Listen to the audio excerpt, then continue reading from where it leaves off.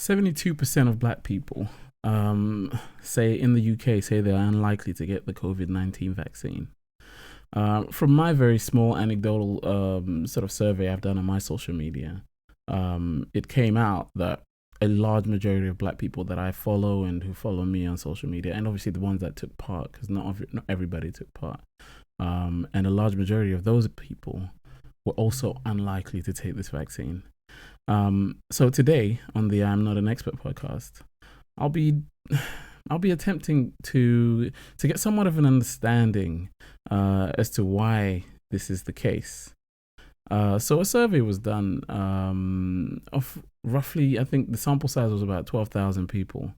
And as a total, the sample size was good if you were to obviously put together all of the different demographics within different people that have been surveyed.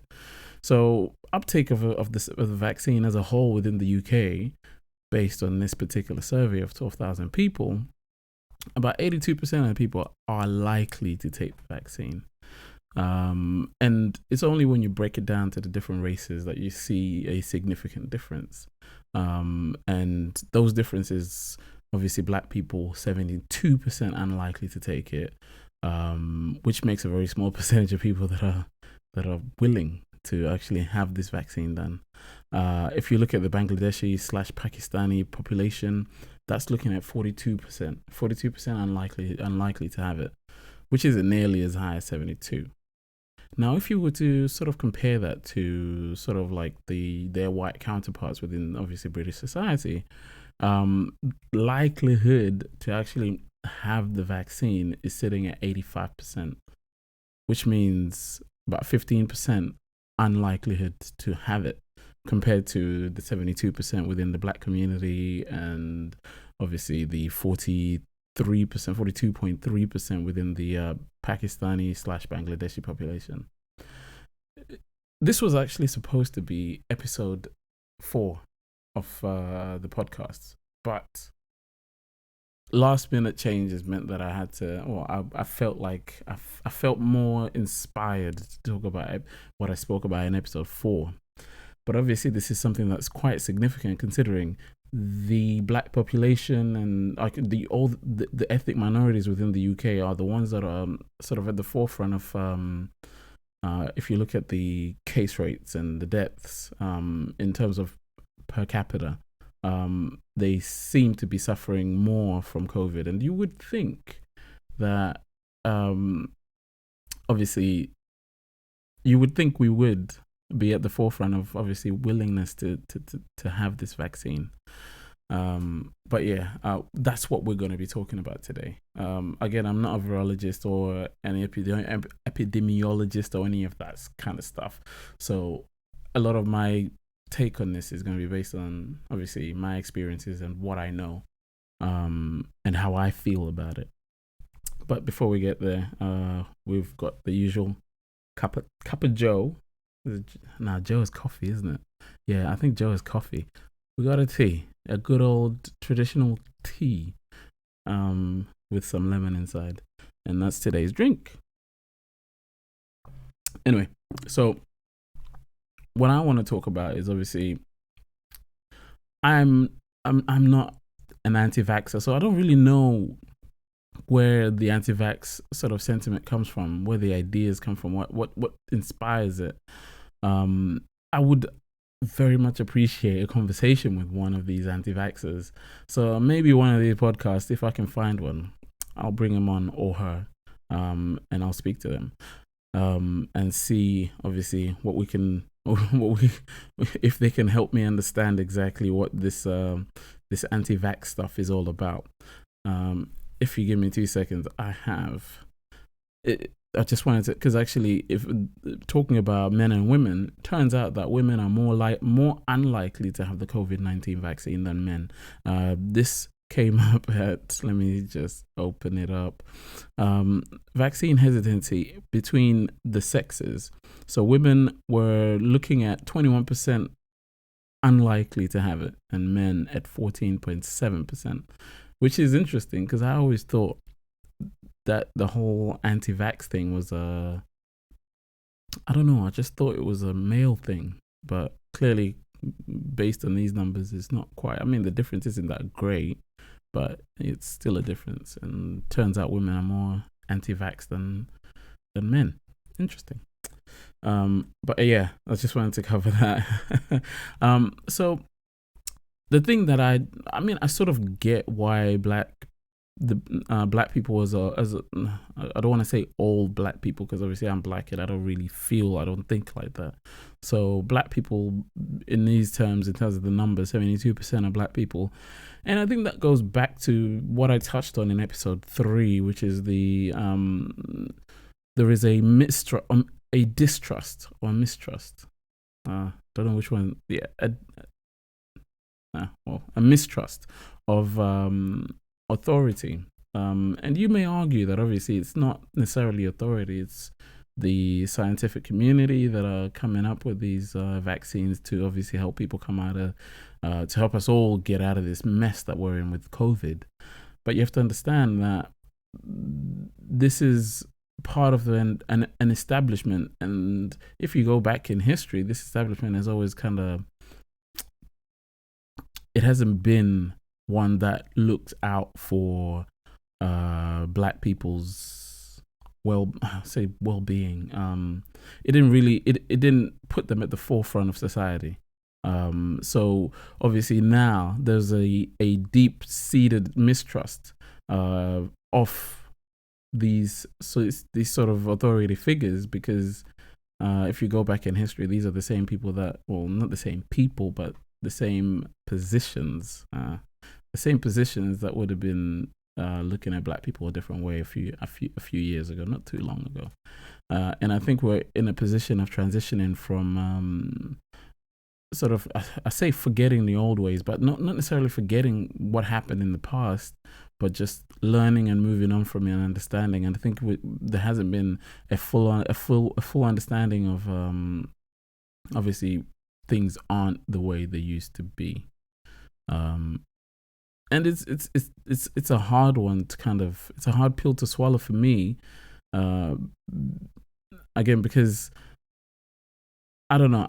In some respects, like, I've come to terms with the fact that we've moved on, but I do understand that there's certain things within society that haven't moved on.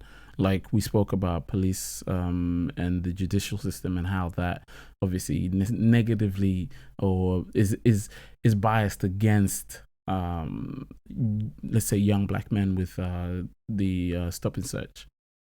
So these are the things that you can't ignore. So when someone like Boris Johnson, the most authoritative figure within obviously the UK, which is the Prime Minister, when he stands on a podium and he says everybody needs to be vaccinated, that's going to be taken with a little bit of a pinch of salt. And obviously there's a history of sort of experiments and everything. I'm not really going to go into this because I don't want to fuel it. But that this has happened with vaccines and medicines in the past that have been tested on, black people. And obviously people know about it, and that creates a deeper level of mistrust. I genuinely think, maybe not, I don't really trust the current government. I'm not a conservative voter, but I think there has been previous governments have had many things that they've done that have led people to mistrust them. The issue that comes in now is that mistrust is becoming a little bit more dangerous, because obviously now it's leading into people actually dying from a relatively dangerous disease here. And a lot of it has to do with the fact that they don't really trust the government. So all of these conspiracies coming through, because of previous acts of government, have led people to feel this deep-seated mistrust of government and authority figures. And it's frustrating for me, because I'm the kind of person that sits there and I want to think that the people in power, the people that are there to look out for me and everybody else's sort of needs, are there because they're there to look out for us. But we made a mistake somewhere along the way. I don't know. Maybe this was before I was born, before I even came to the country.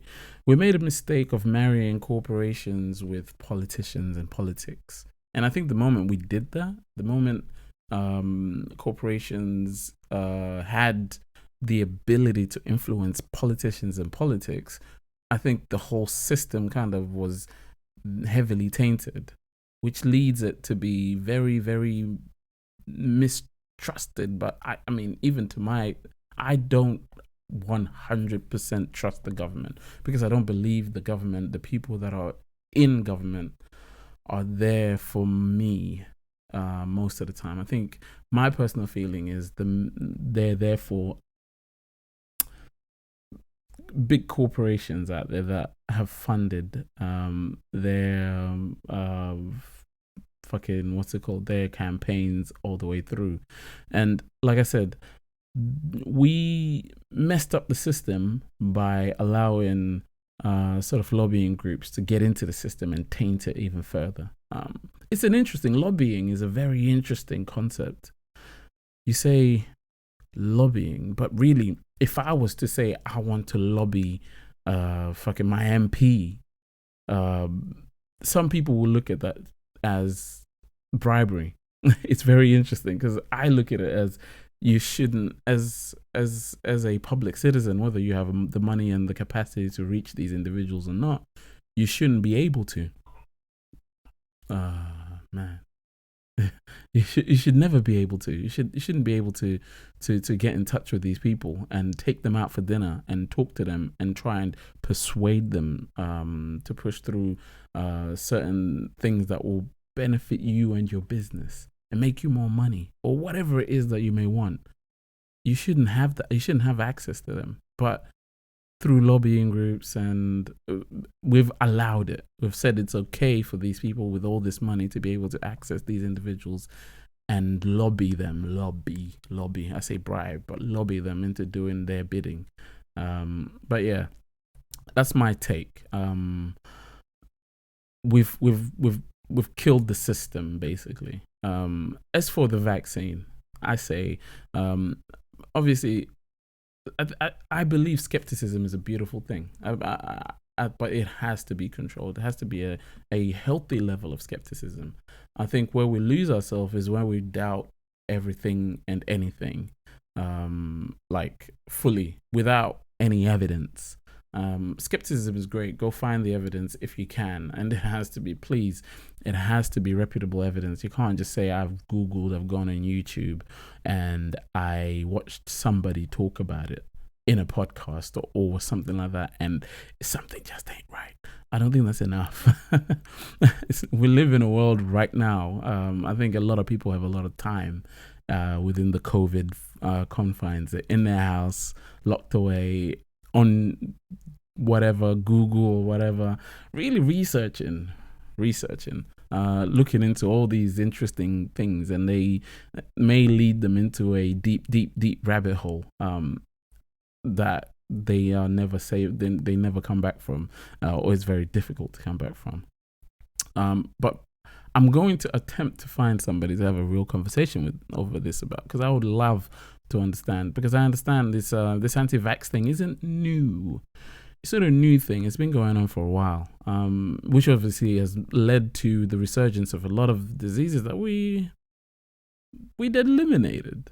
Well, not 100%, but they were very much, almost pretty much eliminated. And now these diseases are coming back, like measles, for instance, because, again, the anti-vaxxer sort of ideas have kind of taken hold. And I think, again, within COVID, everybody being locked away, having a lot of time to themselves and thinking and researching has led to a lot of, how should I put it? A lot of, again, the anti-vax movement has it's got a bigger foothold. And I don't know what we can do about that. I'm going to attempt to find an anti-vaxxer or somebody who's sort of vaccine skeptic, just so we can have a conversation, and maybe you guys can come along for the ride and you can hear what they have to say. And yeah, I'm going to leave it there. on the vaccine side of things. And I'm going to go in and talk about today. We're now in the second month of 2021, which means the podcast is now a month and a bit old, a month and a couple of days old. And again, I'm really thankful for a lot of you that have taken part and watched and listened.